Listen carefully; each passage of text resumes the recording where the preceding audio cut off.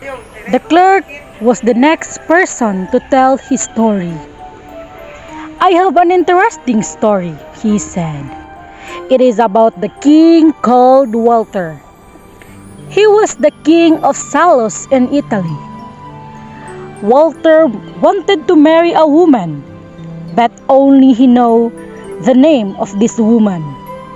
It was a secret. The woman's name was Griselda.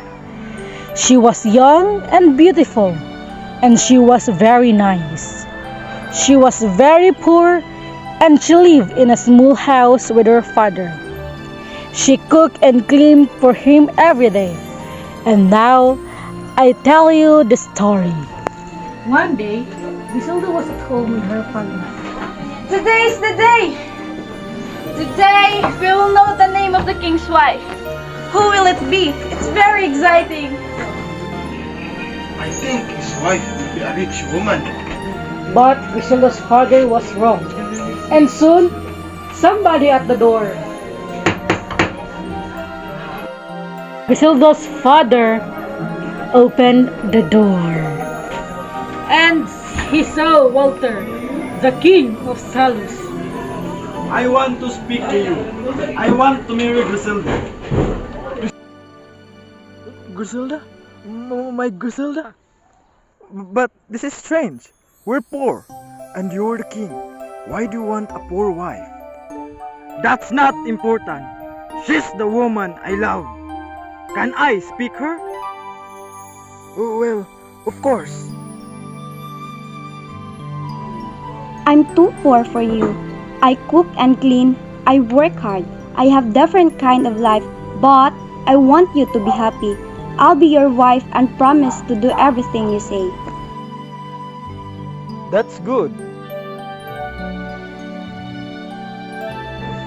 And then, Griselda went home with Walter. Servants arrived. They gave Griselda a beautiful dress. And on that day, Walter married Griselda.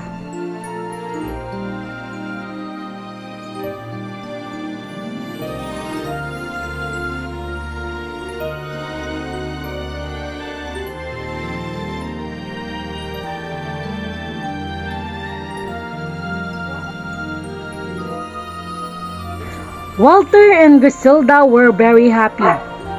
The people of the city liked her.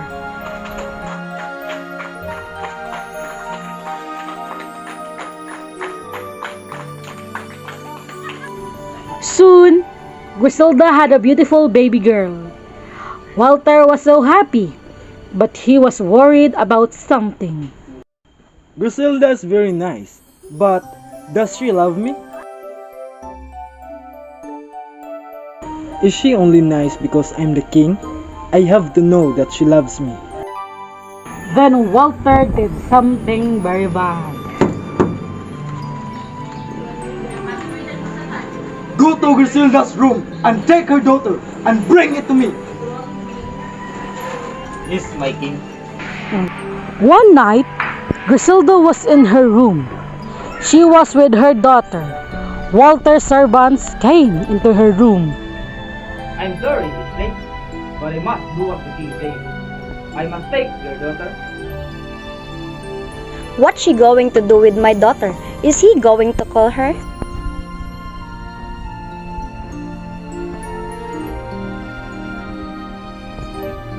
Now go and do what the king says.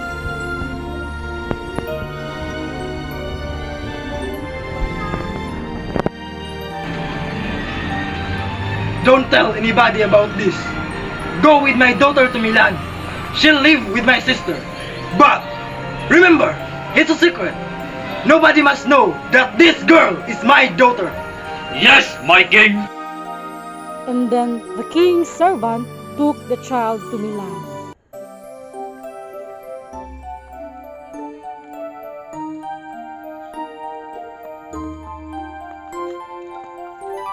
This is the daughter of king.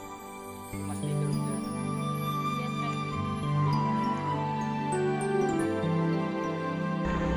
What did Griselda do? Did she hate her husband? The answer to this question is no. Griselda didn't change. Does Griselda love me or not? Oh, I don't know. After 5 years, Griselda had another baby. It was a boy. Griselda was happy again, but Walter wasn't happy.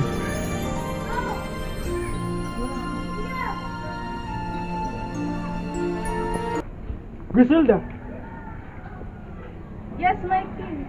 do you promise that you'd always love me? Yes, I do. I'm your wife. I left my old life. I left my house and my father. I'll die for you. Is that what you want? But Walter wasn't happy. I have to know that she loves me. One night, Griselda was in her room. She was with her son. Then the servant came to her room again. I must take your son. It's what the king wants. First my daughter, and now my son. Oh, my children, what will Walter do to my son? And then the servant took the child to Walter. Take my son to Bulugna.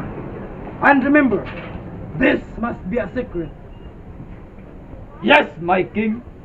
Will Griselda love me now? Then the servants take the child to Bulugna.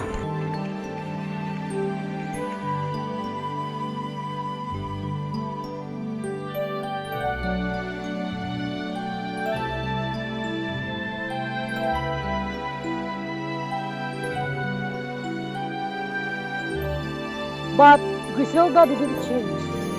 She didn't hate Walter. She was good to him. I don't know what Walter is thinking. I promised to love him and I will love him. But why does he do these bad things? For some years, Walter was happy. His daughter was in Milan, and she was now 18 years old. And Walter began to know. And Walter did another bad thing.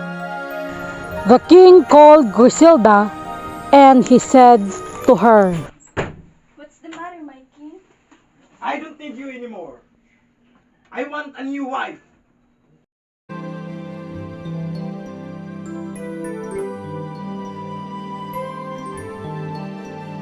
Bring me my son and daughter. But it must be a secret. Don't tell anybody who these children are. I'll say to everybody that I'm going to marry the girl. Of course, I'm not going to marry her. She's my daughter, but nobody will know this. That afternoon, Walter spoke to Griselda again. Griselda, a poor woman can't be my wife. I was wrong. My new wife is arriving. You must go back to your father's house. Leave your clothes here. I'll give them to my new wife. Thank you for everything. I'll go home to my father. He's old. And I want you to be happy with your new wife. I hate doing this. I love her so much, but I must know that she loves me.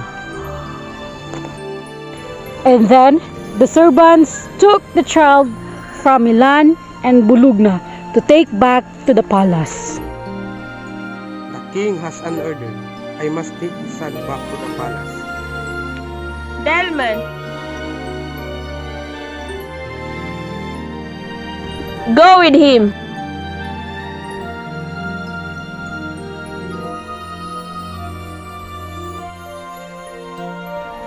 The king has an order. I must take his daughter back to the palace. Go with her.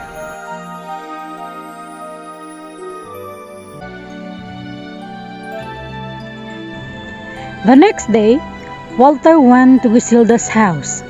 He wanted to ask Griselda for something.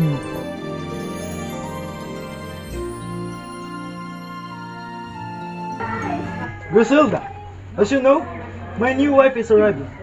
I need somebody to clean her room. Will you help me? I'll be happy to help. And then Griselda went to Walter's house. She cleaned the rooms, she made the beds, and she washed the plates.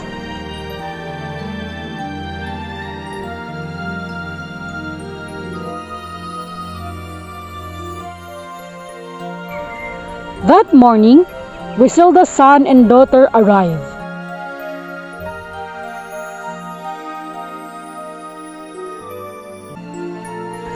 She is beautiful.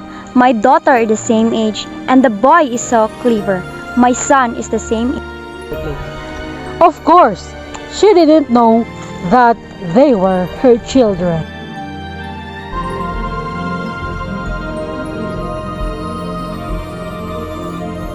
The girl is very nice. She's beautiful.